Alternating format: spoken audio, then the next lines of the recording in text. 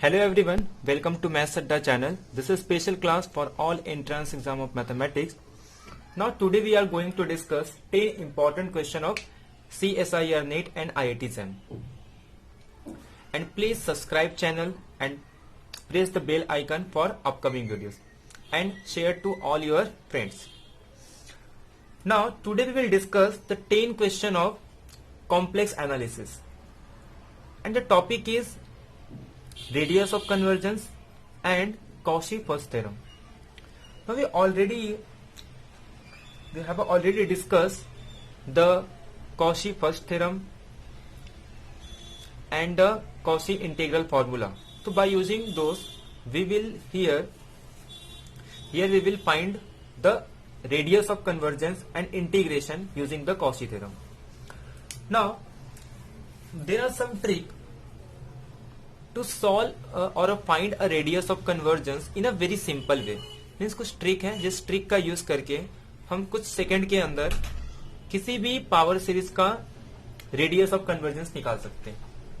जैसे for example अगर कोई एक पावर सीरीज में पॉलिनोमियल दिया है तो पॉलिनोमियल की जो रेडियस ऑफ कन्वर्जेंस होती है वो हमेशा 1 होती है. The radius of convergence that is R is always 1 of polynomial. जैसे मान लो अगर कोई एक पावर सीरीज दिया है n square into X is to N, अगर ये सपोज एक पावर सीरीज है और किसी ने कहा इसका रेडियस ऑफ कन्वर्जेंस निकालो, तो क्योंकि ये एक पॉलिनोमियल है therefore the radius of convergence is 1. एक तो ये ट्रिक हो गया. सेकेंड, अगर सपोज पॉलिनोमियल के साथ फॉर एग्जांपल log n है और इसके साथ अगर कोई पॉलिनोमियल आ रहा है तो रेडियस ऑफ कन्वर्जेंस इस पावर सीरीज का अगर हम रेडियस ऑफ कन्वर्जेंस निकालेंगे तो भी 1 होगा. और इसके बाद जो हमने रेट देखा था, जैसे कि हमने कुछ रेट देखे थे कि अगर फॉर एग्जांपल किसी पावर सीरीज में n स्क्वायर और e रेज़ टू n आ गया and x raise to n, तो क्लियरली ये एवरीवेयर कन्वर्जेंट होता है. तो देयरफॉर जो रेडियस ऑफ कन्वर्जेंस होगी पूरी रियल नंबर. अगर इसे हम रिवर्स कर देंगे suppose for example e raise to and n square, तो अगर इसका रेडियस ऑफ कन्वर्जेंस निकालेंगे तो यह हमेशा 0 होता है. सिमिलरली फॉर एग्जांपल अगर हम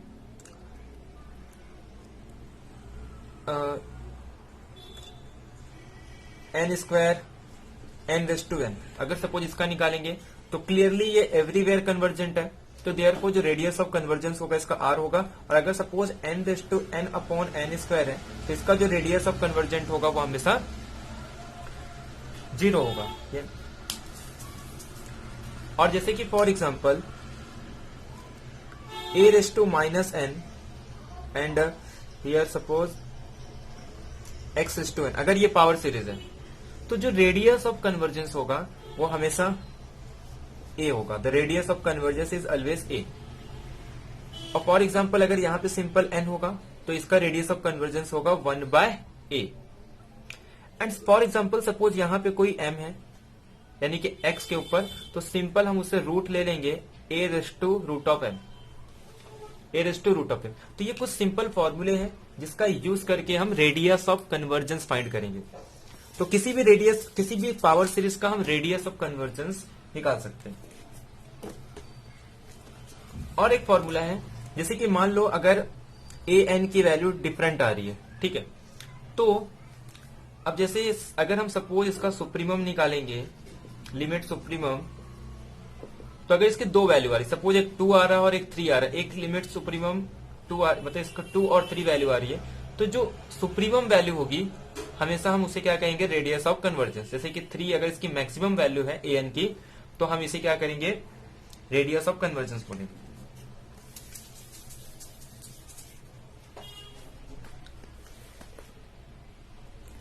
तो क्वेश्चन नंबर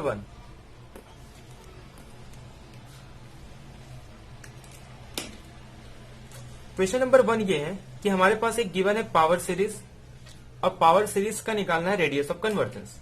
अब क्लियरली पावर सीरीज किस तरीके से दिया है कि z raise to n factorial, here z raise to n factorial, और यहां पे कोएफिशिएंट कुछ नहीं है, तो हम कोएफिशिएंट निकालेंगे यहाँ पे।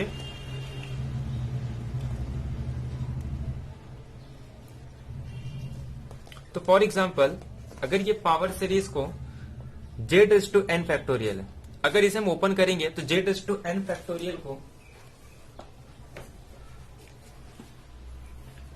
तो z⁻n फैक्टोरियल को हम कैसे लिख सकते हैं? तो z⁻n factorial can be written as z⁻1 plus z² plus z⁻6 plus z⁻24 z⁻120 and so on. तो अब इसे हम कैसे लिख सकते हैं? 1 into z⁻1, 0 into z², 1 into z², 0 into z³, 0 into z⁻4, 0 into z⁻5। तो ये हमारे पास एक पावर सीरीज आ जाएगा। तो यहां पे जो an की वैल्यू है वो या तो 0 होगी या तो 1। ये कब होगा? जब n की वैल्यू सपोज कोई k not is equal to k factorial और n की वैल्यू जब k फैक्टोरियल होगी। तो देयरफॉर an की वैल्यू या तो 0 होगी 1, बट हमें क्या लेना होता है? हमेशा सुप्रीमम वैल्यू लेनी होती है। तो देयरफॉर हमेशा हम सुप्रीमम वैल्यू लेंगे तो जो सुपेरियर होगा वो क्या होगा? 1। तो देयरफॉर जो रेडियस ऑफ कन्वर्जेंस होगी इसकी कितनी हो जाएगी? 1।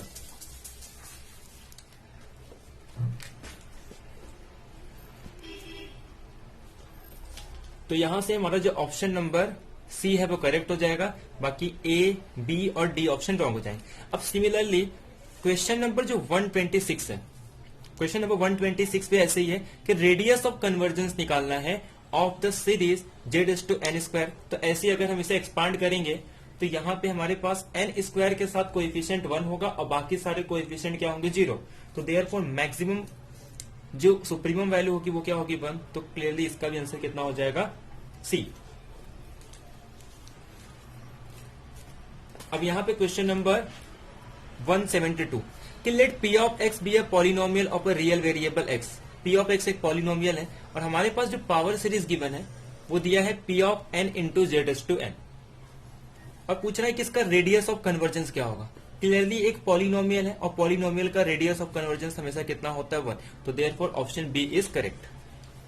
Now question number 223, suppose the power series be a convergent power series such that कि the limit n tends to infinitive an plus 1 upon an is equal to r। Means ये r की value ये है और हमें इसका radius of convergence find करना है कि let p be a polynomial of degree d then the radius of convergence of the power series. तो इस पावर सीरीज का हमें एक रेडियस ऑफ कन्वर्जेंस निकालना है। तो हमें डेफिनेशन पता है कि जो रेडियस ऑफ कन्वर्जेंस होता है वो लिमिट, तो radius of convergence is limit n tends to infinitive an upon an plus 1 is equal to limit n tends to infinitive 1 upon an raise to 1/n। तो ये फॉर्मूला है किसका? Radius of convergence का। But हमारे पास जो given है r की वैल्यू वो गिवन है limit n tends to infinitive an plus 1 upon an। तो अगर इसकी वैल्यू r है तो therefore limit n upon an plus की वैल्यू क्या होगी? 1 अपॉन r। तो जो रेडियस ऑफ कन्वर्जेंस होगा वो क्या हो जाएगा? रिवर्स हो जाएगा, यानी 1 अपॉन a। क्योंकि फॉर्मूला हमारे पास रेडियस ऑफ कन्वर्जेंस का ये है, this is the formula for radius of convergence, but जो गिवन है वो ये गिवन दिया है। तो देयरफॉर रेडियस ऑफ कन्वर्जेंस जो होगा पावर सीरीज का वो कितना हो जाएगा? 1 अपॉन r। तो देयरफॉर अब चेक करते कि ऑप्शन कौन सा इसमें से राइट है। ऑप्शन नंबर ए कह रहा है कि 1 अपॉन ए आर राइट है। ऑप्शन बी, सी और डी क्या हो जाएंगे? रॉन्ग हो जाएंगे। अब नेक्स्ट क्वेश्चन ये है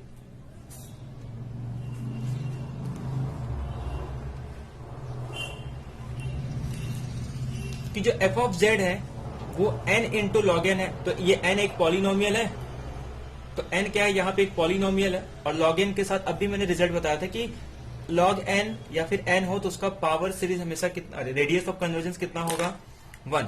यानी कि जिसकी रेडियस ऑफ कन्वर्जेंस 1 हो जाएगी अब यहाँ पे e⁻n² है और यहाँ पे n है, तो क्लियरली ये सीरीज डाइवर्जेंट होगा एवरीवेयर, क्योंकि पॉलिनोमियल का रेट बहुत कम होता है, वो भी एक लीनियर पॉलिनोमियल है और ये एक एक्सपोनेंशियल है, तो क्लियरली ये डाइवर्जेंट होगा। यानी कि रेडियस ऑफ कन्वर्जेंस अगर इसका निकालेंगे तो हमेशा कितना आएगा, 0, यानी कि इसका रेडियस ऑफ कन्वर्जेंट 0। तो देयरफॉर r अगर ये है तो यानी कि r की वैल्यू 1 एंड कैपिटल R की वैल्यू क्या होगी, 0, क्योंकि r जो है वो रेडियस है कन्वर्जेंस f का और capital R radius of convergence है g का। तो देयरफॉर 1 0 वाले ऑप्शन राइट हो जाएंगे। तो यहां से r is equal to 1 and capital R is equal to 0, तो therefore option B is correct. Now next example ये है कि p ऑफ x एक polynomial of degree greater than d is greater than 2, the radius of convergence of the power series. फिर से p of n आ गया, एक polynomial है। तो नेट में ऐसे क्वेश्चन बहुत पूछे जाते हैं। तो पॉलिनोमियल है तो रेडियस ऑफ कन्वर्जेंस कितना होगा, 1। 226 ऑलरेडी हो चुका है। अब क्वेश्चन नंबर 227, और हाँ आपके पीडीएफ में एक क्वेश्चन और है। पीडीएफ में एक क्वेश्चन ये दिया है कि 3n और यहां पे कुछ z-a⁻n दिया है। यहां पे कुछ ऐसी वैल्यू गिवन होगी 2n, ठीक है। तो अगर इसका रेडियस ऑफ कन्वर्जेंस निकालना है तो क्लियरली रेडियस ऑफ कन्वर्जेंस इसका कितना होगा, 3, और यहां पे इसमें रूट लगाना है यानी कि √3, और यहां पे z-a है, तो जो भी वहां पे होगा z-a⁻√3, तो ये उसका आंसर हो जाएगा। तो पीडीएफ में पीडीएफ में एक क्वेश्चन ऐड किया हूं, तो वो जो भी क्वेश्चन होगा उसका आंसर क्या होगा, z-a, ये एक पॉइंट है centre of the power series और लेस देन √3, तो ये वाला आंसर क्या हो जाएगा, राइट हो जाएगा। अब नेक्स्ट क्वेश्चन देखते हैं।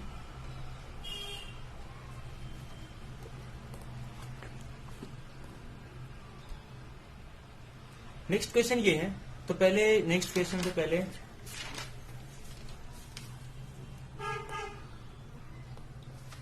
एक क्वेश्चन और देख लेते हैं रेडियस ऑफ कन्वर्जेंस का, कि यहां पे दिया है कि let f be a holomorphic function है in the open unit days such that कि जो limit z tending to 1 f of z does not exist, तो then the Taylor series of the about z is equal to 0 and let r be its radius of convergence. Then अब एक point याद रखना है कि जो radius of convergence होता है, रेडियस ऑफ कन्वर्जेंस ये मैक्सिमम होती है कि जिसके अंदर जो भी हमारा पावर सीरीज है वो कन्वर्जेंट हो सकता है, यानी कि उसके बाउंड्री पे या उसके बाहर वो कन्वर्जेंट नहीं होगा। तो रिजल्ट ये होता है कि अगर r is a radius of convergence है, if r is less than capital R, तो then series is always convergent power series, और अगर वो small r greater than R है तो सीरीज हमेशा डाइवर्जेंट होती है। तो जो नियरेस्ट सिंगुलैरिटी होती है, जो भी हमारे पास f ऑफ z यानी कि जो पावर सीरीज का जो फंक्शन होता है f of z is equal to summation z⁻n जो लिखते हैं, तो वो f ऑफ z की जो नियरेस्ट सिंगुलैरिटी होती है वो रेडियस ऑफ कन्वर्जेंस के बाउंड्री पे होती है। अब ये यहाँ क्या कह रहा है कि f अगर एक होलोमॉर्फिक फंक्शन है और limit z tending to 1 f of z does not exist, यानी कि उसकी जो नियरेस्ट सिंगुलैरिटी है वो कहां पे, 1 पे, तो देयरफॉर इसका रेडियस ऑफ कन्वर्जेंस कितना होगा, 1। तभी ये पॉसिबल है कि जो limit z tending to 1 f of z पे क्या हो रहा है, वो एग्जिस्ट नहीं हो रहा है। तो देयरफॉर यहां से हमारे पास ये पता चलता है कि जो रेडियस ऑफ कन्वर्जेंस है वो कितना है, r इज इक्वल टू 1, क्योंकि अगर r is a radius of convergence किसी पावर सीरीज का है तो फंक्शन की जो सबसे नियरेस्ट सिंगुलैरिटी होती है वो हमेशा कहां एग्जिस्ट करता है, उसके बाउंड्री पे। तो देयरफॉर सी ऑप्शन राइट हो जाएगा। अब question number 227 and 221 which is related to Cauchy theorem. तो कॉशी थ्योरम काफी सिंपल थ्योरम है कि अगर एक डोमेन है D, सपोज एक डोमेन D गिवन है और इस पे एक फंक्शन कैसा है, होलोमॉर्फिक या फिर एनालिटिक।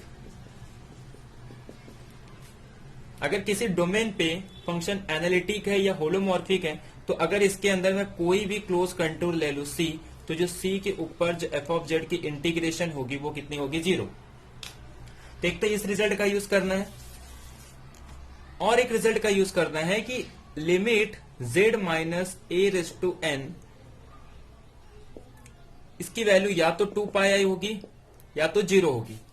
अब 2 पाई आई कब होगा? जब n की वैल्यू 1 होगी, और 0 कब होगा? जब n इज ग्रेटर देन 1 होगा। तो ये सिंपल रिजल्ट है।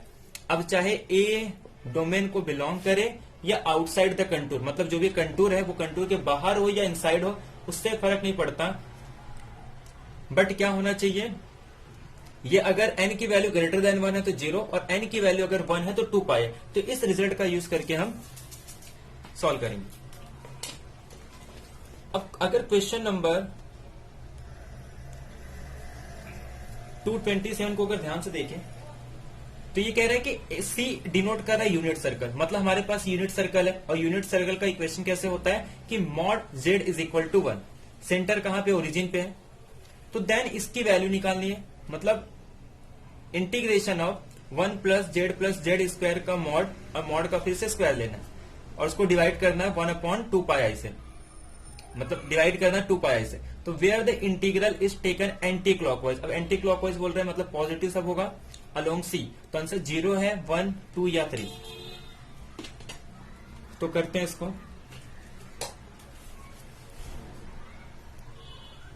तो हमारे पास पहले गिवन क्या है? तो गिवन हमारे पास ये दिया है कि mod z is equal to 1, and we know that कि मॉड z स्क्वायर को हम लिख सकते हैं z इंटू जेड कॉन्जुगेट। तो देयरफॉर अगर हम इसका स्क्वायर लेंगे तो ये हमारे पास z इंटू जेड बार की वैल्यू क्या हो जाएगी? 1। तो यहां से हमारे पास z बार की वैल्यू निकल के आ गई, z bar is equal to 1 by z। This is the value of z bar. Now हमें फाइंड क्या करना है? The integration of 1 plus Z square इसकी वैल्यू निकालनी है। तो इसे हम क्या लिख सकते हैं? 1 plus Z square, 1 plus Z square का बार लेंगे, और बार क्या होता है एडिशन में? तो ये तो रियल नंबर है, तो रियल नंबर क्या होगा कि z is equal to z bar if z is a real number. अब जब इसे मल्टीप्लाई करेंगे तो 1 से मल्टीप्लाई करेंगे तो ये क्या हो जाएगा? 1, और z को लिख सकते हैं 1 बाय जेड, और जेड स्क्वायर को लिख सकते हैं 1 बाय जेड स्क्वायर। क्लियरली जब हम z से मल्टीप्लाई करेंगे तो ये तो हो जाएगा z, और जब इसे z से मल्टीप्लाई करेंगे z बार को, तो z बार क्या है? 1 बाय जेड, यानी कि z और 1 बाय जेड कैंसिल होकर सिर्फ 1 हो जाएगा। क्लियरली जब z को इससे मल्टीप्लाई करेंगे तो ये z और ये 1 बाय जेड स्क्वायर, क्योंकि z बार की वैल्यू 1/z है, तो therefore z into Z bar square, तो ये हो जाएगा सिंपल 1 बाय जेड। क्लियरली जब इसे मल्टीप्लाई करेंगे तो ये तो जेड स्क्वायर, और फिर जेड स्क्वायर इंटू जेड बार, तो जेड स्क्वायर और 1 बाय जेड, यानी कि सिंपल जेड होगा, और लास्ट में जेड स्क्वायर और 1 बाय जेड स्क्वायर कैंसिल होके 1। वी नो दैट कि अगर फंक्शन एनालिटिक है तो किसी भी क्लोज कंटूर पे इंटीग्रेशन 0 होगा, तो इसे कैंसिल कर देंगे। जब इंटीग्रेशन निकालेंगे ओवर क्लोज कंटूर तो ये भी एनालिटिक है, कैंसिल, ये भी एनालिटिक है, कैंसिल, ये भी एनालिटिक है, कैंसिल, ये भी एनालिटिक है, कैंसिल। तो यानी कि हमारे पास जो टर्म बचेंगे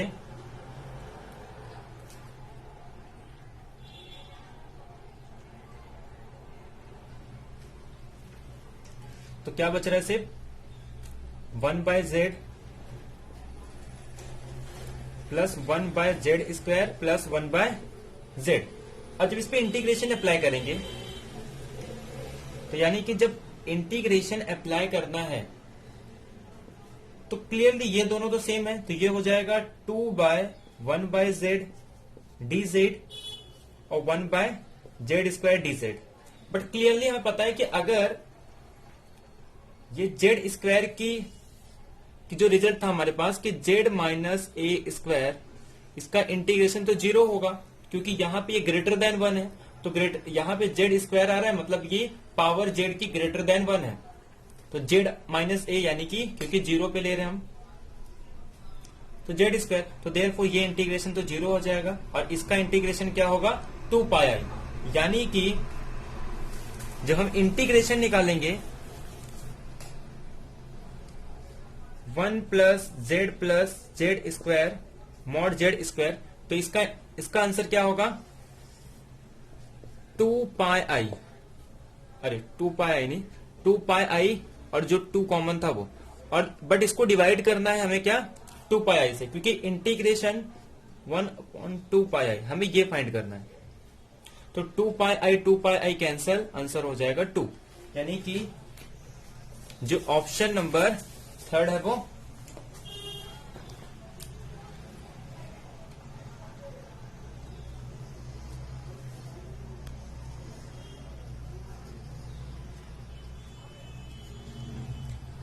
यानी कि option number A be wrong, D wrong, और ऑप्शन नंबर सी क्या हो जाएगा, करेक्ट हो जाएगा। अब सिमिलरली सी, यहां पे एक सर्कल है रेडियस 2 का, 2 रेडियस का एक सर्कल बनाना है with centre at the origin,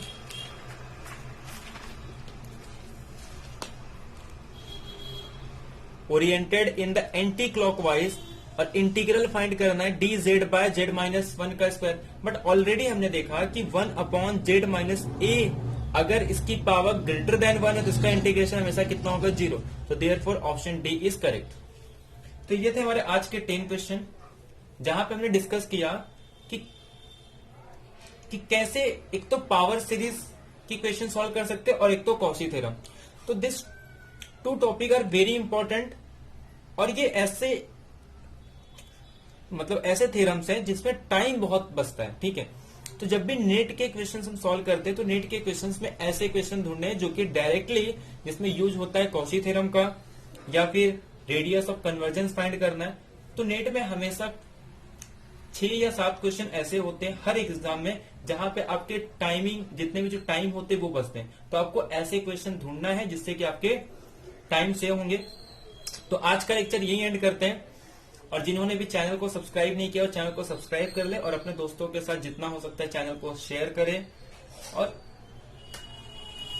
पढ़ते रहे बढ़िया तरीके से, ठीक है। तो आज का लेक्चर यही एंड करते हैं। Thank you.